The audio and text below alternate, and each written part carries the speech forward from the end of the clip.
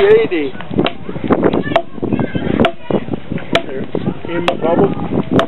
Now you can see that it throws pieces pretty far. In fact, the harder the wood, you usually go about 40 feet. I need you to step that way just a little. Yeah. So.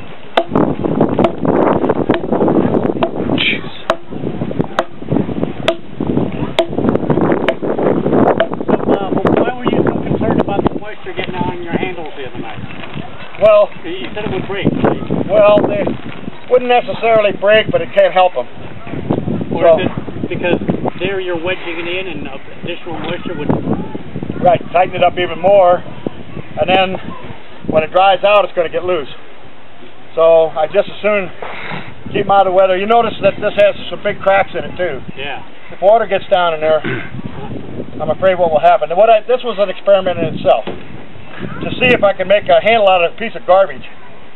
I would have split both ways and see if I could just making the ends touch right would make it work. And so far it's doing it. But what it does, I learned this from Eric Callahan, is to make sure that the celt doesn't touch on these two sides.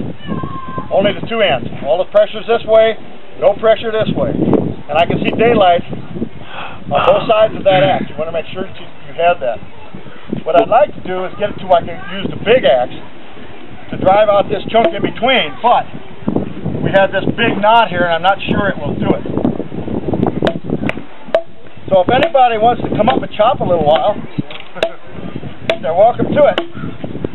This may be your only chance to use a stone axe. So what kind of wood is the handle? This is hickory, wormy hickory. All kinds of wormholes in it, and it's been sitting for several years. Now, I'd like to stop a minute. Everybody come up and grab one of those pieces. Gives me a chance to take a breather too. And I want you to take a look at it, and you'll see the last quarter or 3/8 cut. So the axe cuts, and then it wedges. That's the big advantage. It isn't that it just cuts, it's that it wedges these pieces out of here, and that's what makes it work really well. Now, if you made a piece of steel to those dimensions, we don't think it's going to cut any better. The good thing is, steel you can get down to a real fine edge, and you can cut much faster with that. If you did that with stone, you'd break them all right and left. So that's the disadvantage to it.